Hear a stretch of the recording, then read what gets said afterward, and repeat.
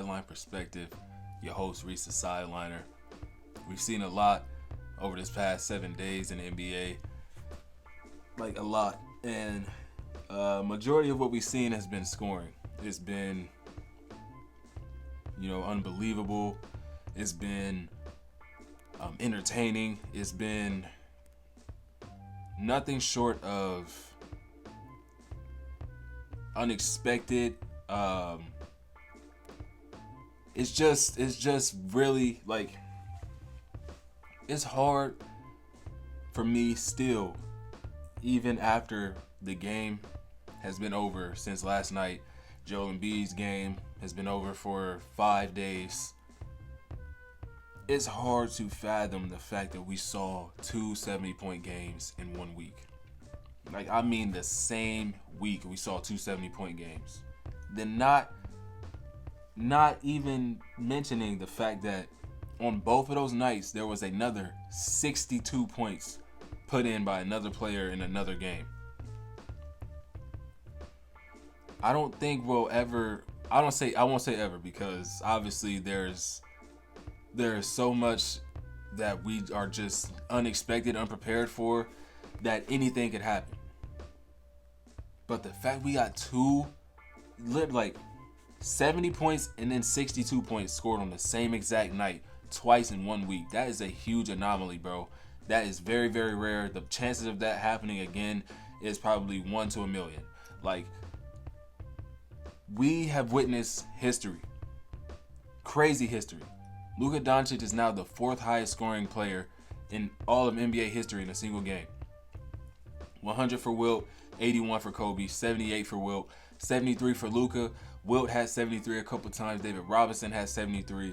I want to say Wilt had a 72-point game. And, of course, Damian Lillard, Donovan Mitchell, 71 points. Who else got 71?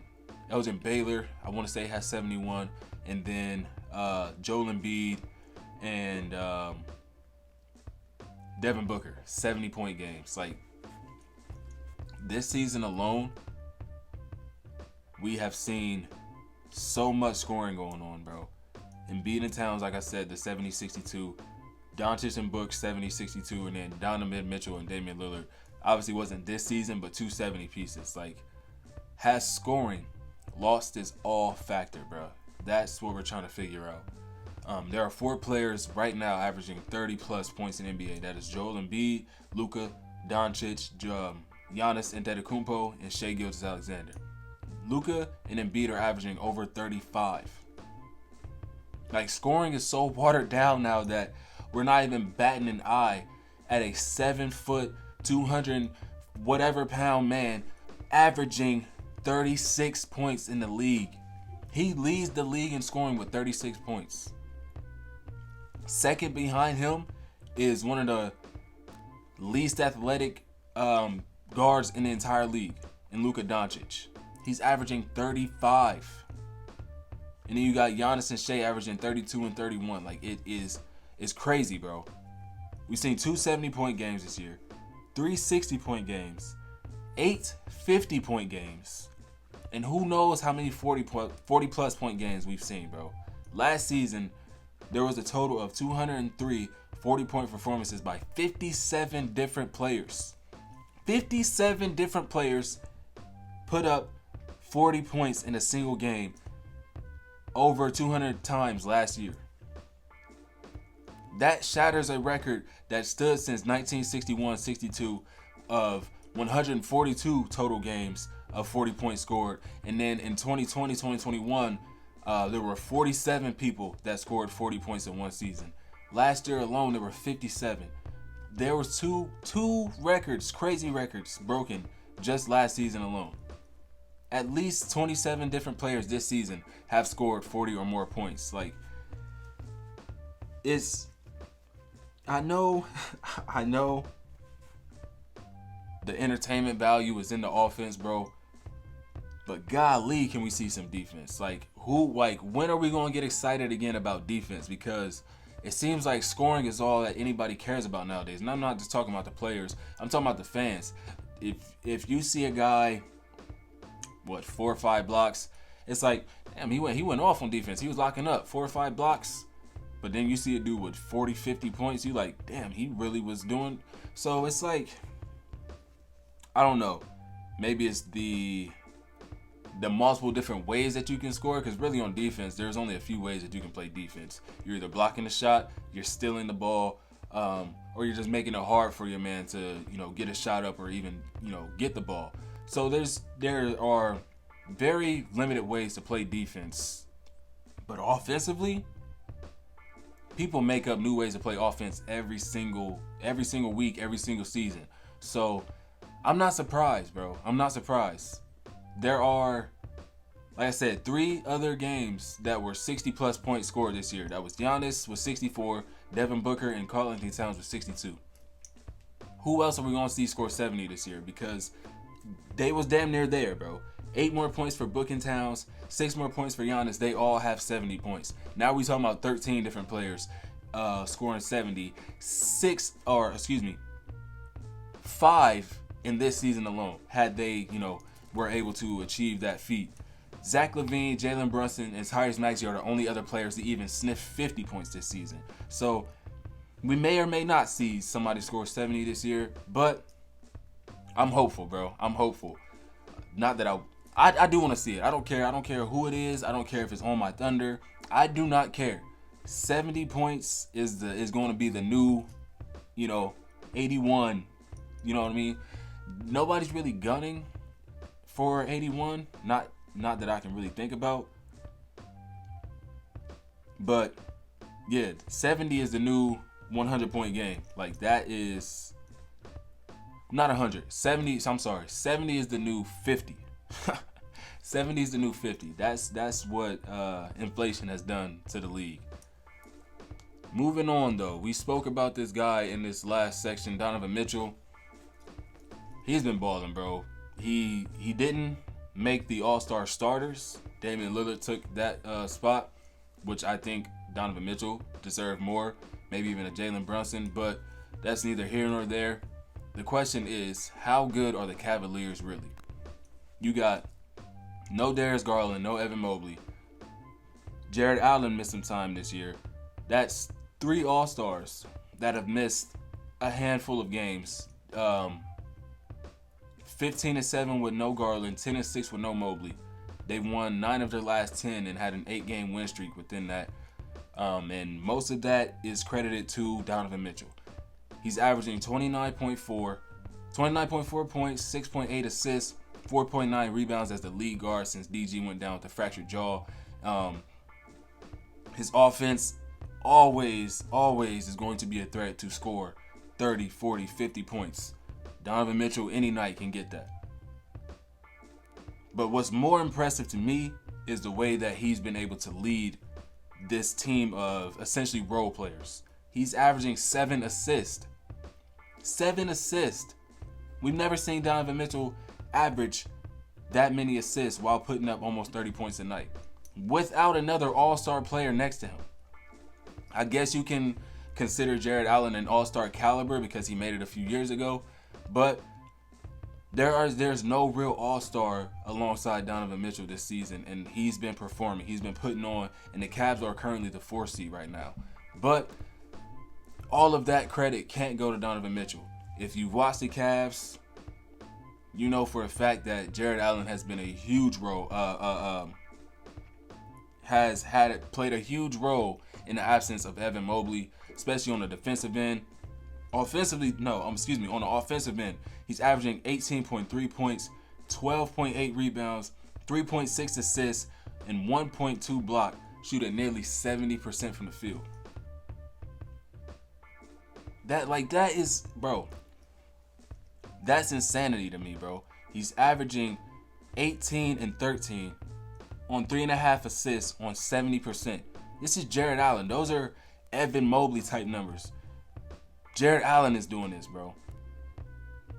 It's really hard to fathom, bro. Then you got Karis LeVert, who's having his best scoring season since he left the Pacers and joined the Cavs, averaging nearly 16 points a game. Off the bench at that. Max Strus in the starting lineup is having a career year scoring, putting up 13 a night. Georges Niang, Sam Morril, and Isaac Okoro are all averaging 9 points apiece. So that's a combined total 41 points on average off the bench for this team on a nightly basis, and that has been the biggest difference maker. Yes, Donovan Mitchell that I just gave his praise, Jared Allen, Karis LeVert, and Max Strus are having solid scoring years, but the 41 points on average off the bench has been huge for this team. These aren't highly regarded role players either. They play their roles to a T, and when with Allen's rim protection, you got the okay to decent perimeter defense with Max Strus and Isaac Okoro. Donovan Mitchell also plays okay defense out there, who also is able to go off for 25 to 30 a night. There's really no wonder why this team has been able to stay afloat. Very soon, though, very, very soon, we should be seeing Darius Garland and Evan Mobley return. Who knows how that affects the chemistry of the team on the court. Some guys' minutes may get deferred a little bit. Their stats might drop. But come playoff time, hopefully this team can still remain dangerous on any given night. Like I said, Donovan Mitchell averaging 29. I want to say Darius Garland before he got hurt was averaging 20, 21. Same with Evan Mobley. He was up there in the high teens, up to maybe even 20. I can't remember. I looked at it last night before bed. So you have the scoring. Obviously, the defense is missing a huge chunk with Evan Mobley being gone. He came in second in Defensive Player of the Year, I want to say last year or the year before, and he's been top 3 for the past couple years. So the offense is there. Hopefully, once the team is in full health, the defense will, offset the offense, because the offense is really what you call firepower. They have a firepowered offense even without Darius Garland and Evan Mobley, because of Donovan Mitchell, because of Jared Allen and Karis LeVert stepping up. 13 points from Max Strus in the starting lineup. Like, you love to see it, and I'm just excited for the Cavs' progression through the rest of the season. We're almost at All-Star break. I want to say it's February 15th, so we got a couple weeks at least. Darius Garland and Evan Mobley should be back, I want to say, after the All-Star weekend. There's no reports that have come out about that, but when the initial reports came out, Darius Garland was only supposed to miss about 6 weeks. It's been 5-6 weeks now, so we should be seeing a return very soon for him. Evan Mobley with the arthroscopic knee surgery. They might be able to play it safe. Who knows? They might be able to sit him until playoff time just for that extra rest, or maybe just let him take the whole season off. I don't know. That's something that they'll have to decide later down the line. I'm very intrigued as to what's going to happen in their future, though, because I don't know if it's just because he's a superstar and those big market teams are just always linked to superstars, but Donovan Mitchell's been in trade rumors essentially since he got to Cleveland. Nobody expected him to be the player that he has become in Cleveland. Nobody expected him to embrace the city of Cleveland the way that he has and really put on for our city. So who knows? Maybe Donovan Mitchell gets traded next season. Maybe they move on from Darius Garland because they see how well Donovan Mitchell can lead this team. Maybe they move on from Jared Allen if he has another stinker in the playoffs. Who knows? The future is really unsure for the Cavs. But as of right now, they're looking really, really solid. I want to pose this question as well, man. A lot of this whole episode, these topics are questions, man. It's because I ask myself these when I watch games or when I just look back on teams, past week or so, how they've been performing. And I don't know, man. Can the Wolves really make a run? Or is this really a contending team? Are they really a top 2 seed in the West? They've been top 2, top 3 for pretty much the entire season. But, when you look at their overall team stats, especially by comparison to other teams that are contending, or you look at their past week of games where they've went against, relatively bad teams, young teams, and they've had somewhat to claw through those games to win. I don't know, man. Right now, they are ranked 22nd in points per game with 113. They're ranked 12th in rebounds a night with 43.9, which is very surprising, seeing how they have the leading rebounder in the league in Rudy Gobert.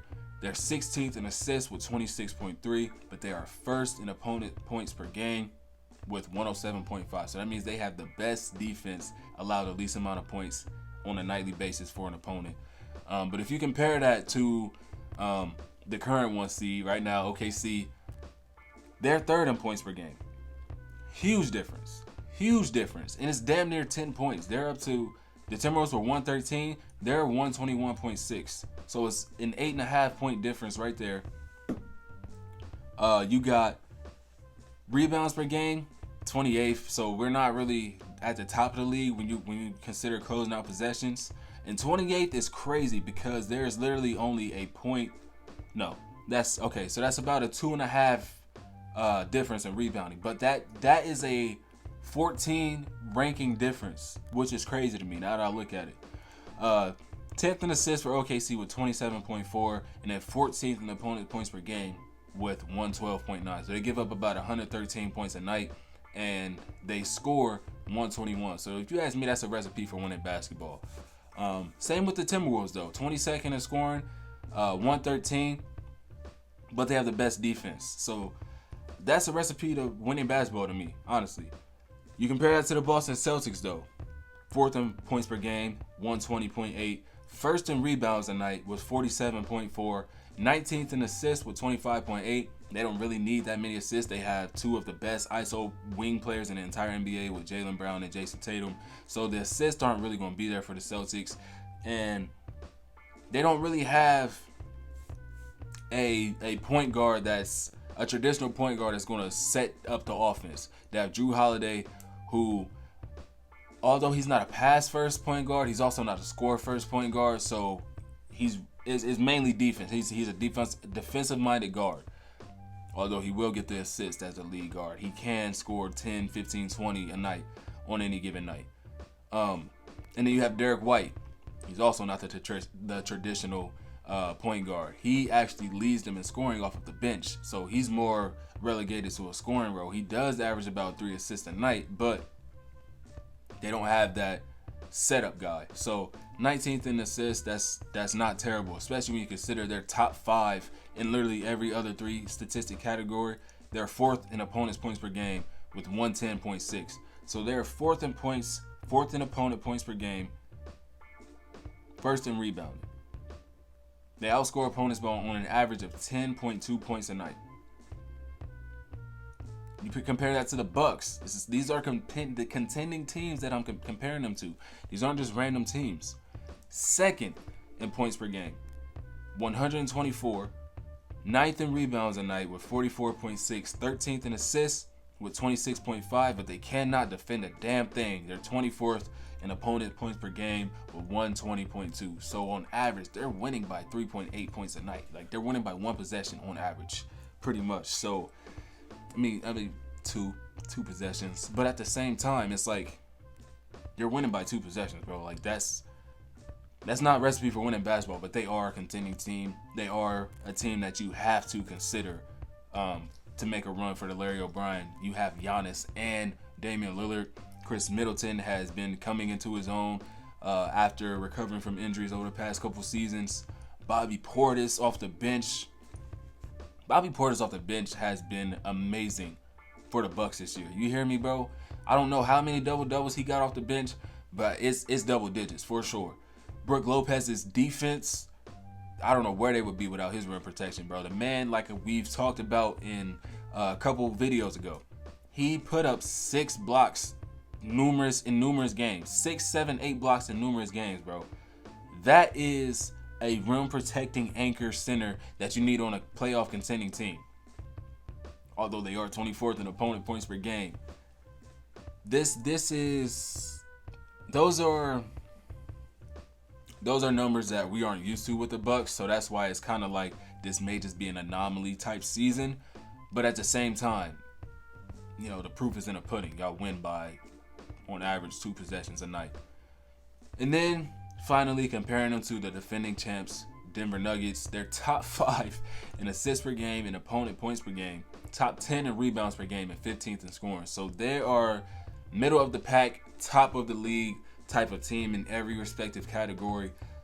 That is a recipe for winning basketball. Going back to the Timberwolves, they're only top 15 in 2 categories, and that's rebounding and opponent points per game. They're in the bottom third when it comes to putting points on the board, and they're in the bottom half of the league, 16th in assists per game. Assists per game aren't really that important unless you're averaging less than 20. Y'all got a problem over there. But assists per game, that doesn't really bother me having a low rating or ranking for that. It is what it is, especially if y'all putting points up on the board. In this case, they are. 113 is still a lot, but it's 22nd in the league. So how much could it really be? You know what I mean? They've only lost 5 times to teams under 500 though. So usually if it's like the Chicago Bulls, they're beating the teams under 500 and they're going to lose to these teams over 500. But they'd also have some losses in there to the teams under 500. So, and I mean the Chicago Bulls from, what year was that? 2021? When DeMar and Caruso and Lonzo all got there. And they were the 1 seed. They were able to you're supposed to beat the teams under 500. The Wolves don't lose to the teams under 500. So, I mean, it's the same thing, duh. But I just thought that was something that was important to bring to the light. Of their 13 losses, only 5 of them have come to teams under 500. That one against the Hornets, man. They definitely shouldn't have lost that one for sure. But then when you consider them against all the other contenders across the league, and we're talking about top 4 seeds, those are the contending teams for me right now. 5-4 against those other top 7 seeded teams in the league. 1-1 against Boston. They went to overtime both games. This is the number 1 team in the entire league, and they took them to overtime in both games. So they split that matchup. They won in Boston, obviously lost in Minnesota. They haven't played the Bucks yet. They played them twice in February, next month. They split with the Sixers. They won at home, lost in Philly. They played the Cavs twice in March. They're down 1-2 right now to OKC. We have one more matchup in a couple days. I'm pretty sure we're going to win that one. OKC, I'm going to put my money on that one. And then the Clippers and the Nuggets, they are 1-0 against both those teams, and they played them 3 more times this year.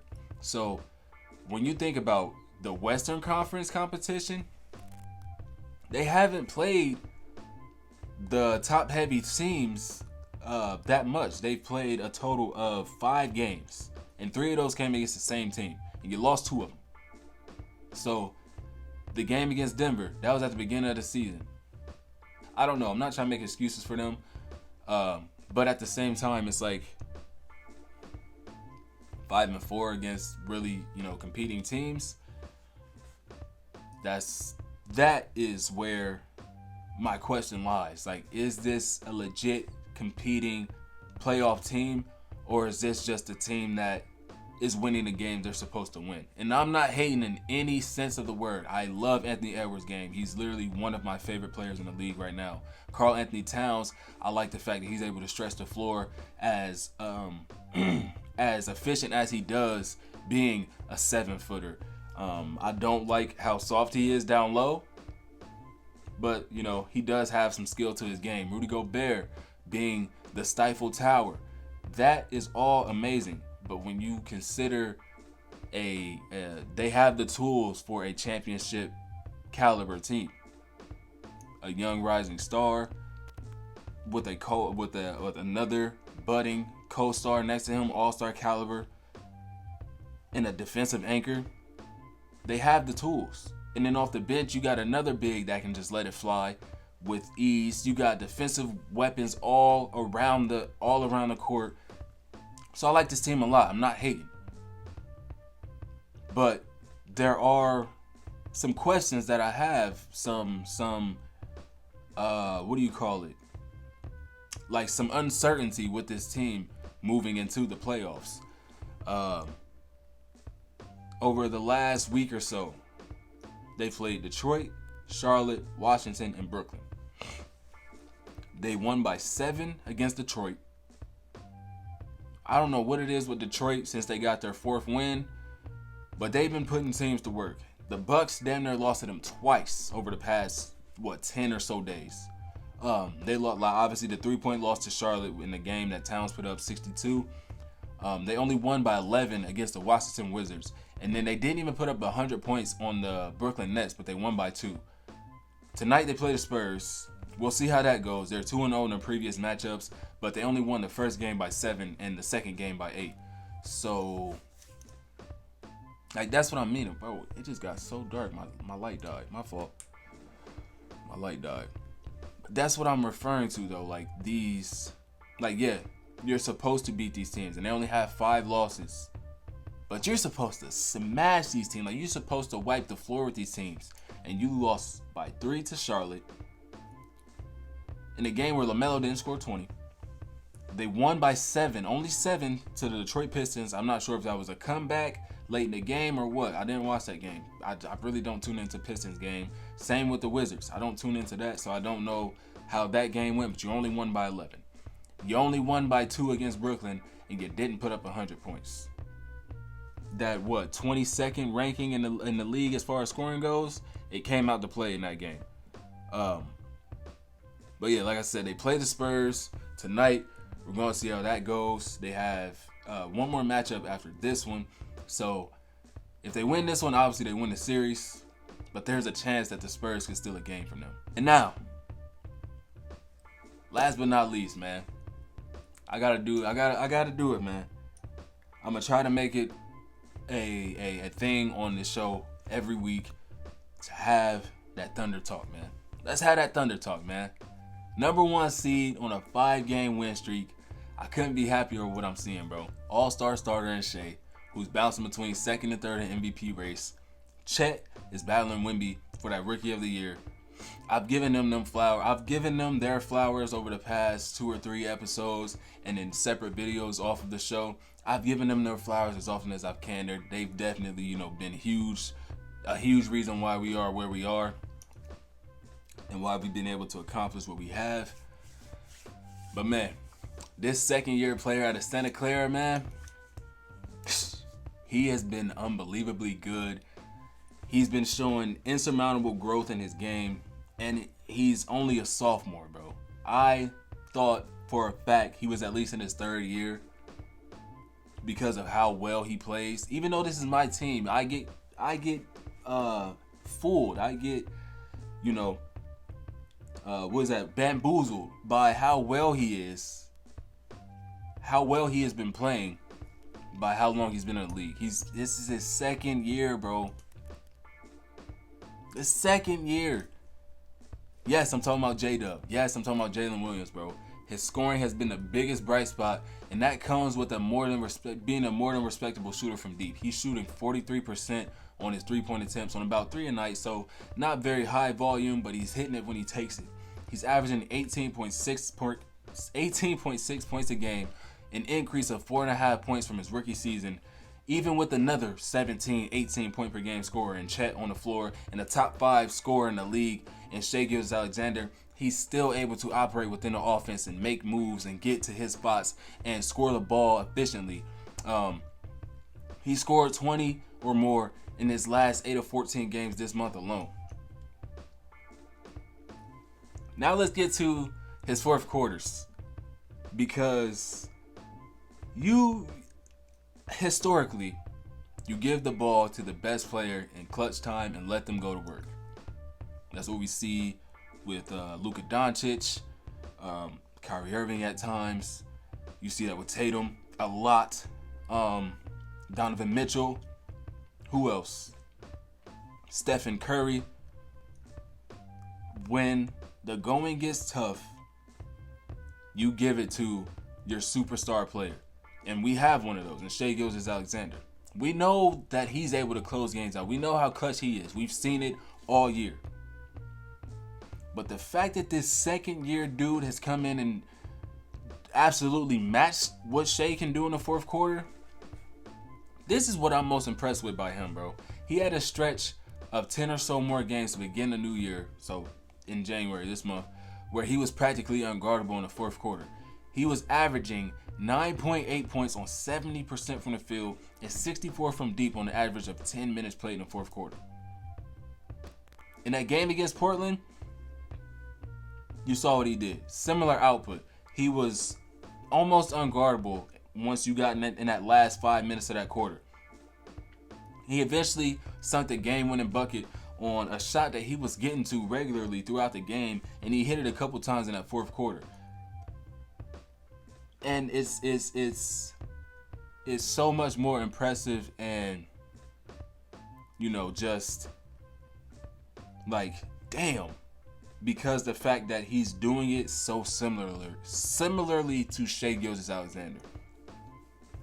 If y'all let us get two players that play, if you let us get another player that plays like Shai, but he's stronger than Shai when he gets to the rim, he shoots better than Shai from three. His defense, yeah, he's a decent defender. I think Shai is a better defender, at least when you talk about, getting steals and things like that. Y'all let us get another one of them, bro. Like, I don't know what y'all gonna do. It's gonna be real rough for the league, bro, because like I said, we have a closer in Shai. He's averaging over 30 points a night. But then you have this second year player who can close out and is leading the league in clutch field goal percentage with 73% right now. He leads the league. JDub does. Not Shai. Not Tatum. Not Bron. Not Curry. Not KD. We're talking about JDub, Jalen Williams, second year player out of Santa Clara. If you compare his current statistics to 2017-18 All-Star Klay Thompson, Klay played 73 games that season. J-Dub's up to about 42, 44 now. Klay averaged 20 to J-Dub's 18.8, so basically 19. 3.8 rebounds for Klay to J-Dub's 4. 2.5 assists to J-Dub's 4.5. 0.8 steals to J-Dub's 1.1. They both averaged half a block. J-Dub is shooting better than him from the field and the three-point line right now. The three-point line, J-Dub is shooting better than all-star Klay Thompson. He's shooting 54 from the field to Klay's 48. Klay shot 44 from deep. He's shooting 46%. His efficiency field goal rating is a 60 to Klay's 58.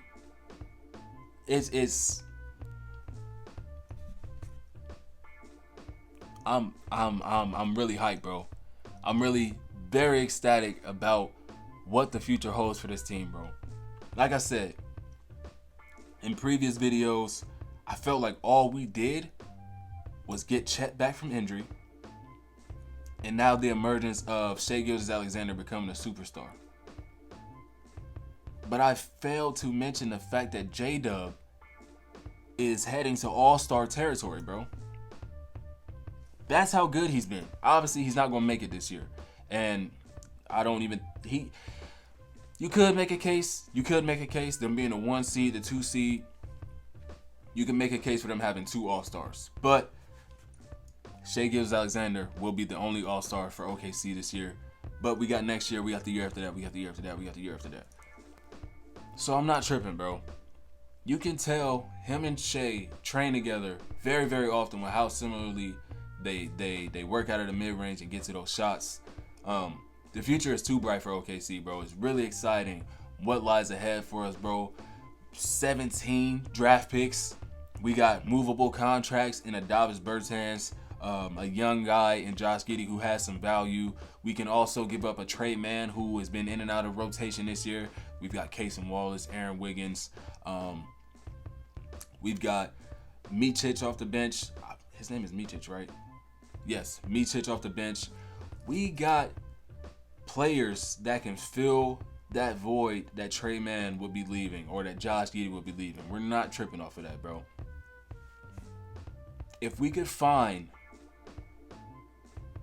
a veteran that won't take away from what Shea has been doing, and he won't get in the way of the development of JDub and Chet.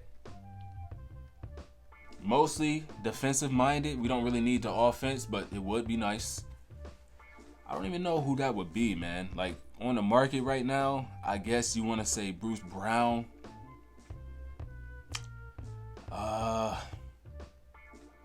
There's a couple guys out there, but not really nothing that would make that big of a difference, especially not trading up Josh Giddey. I'm not trading Josh Giddey for Bruce Brown.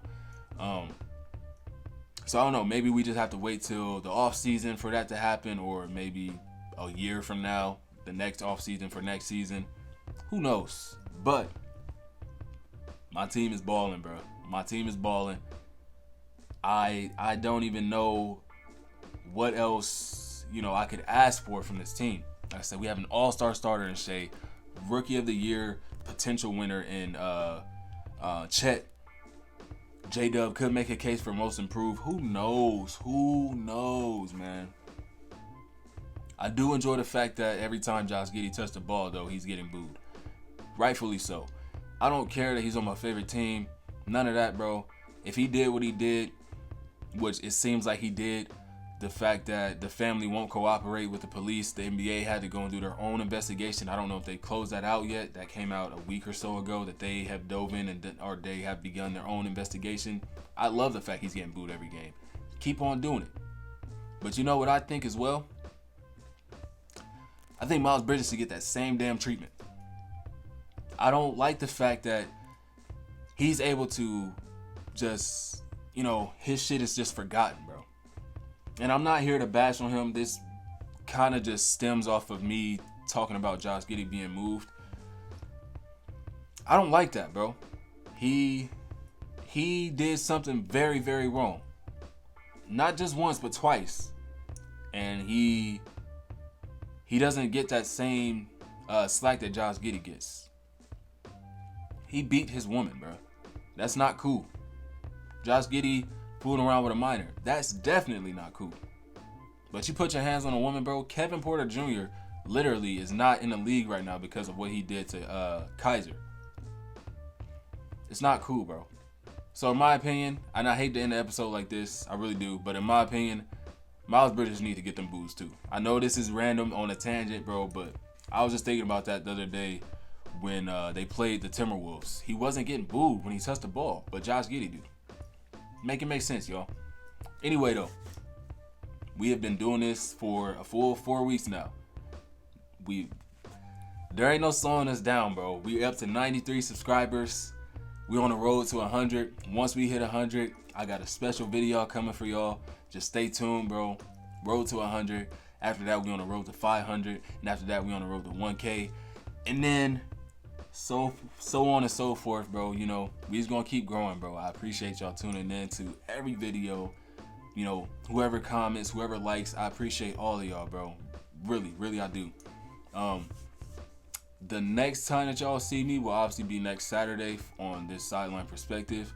But if we have anything else going crazy in the NBA, y'all know y'all gonna get a video.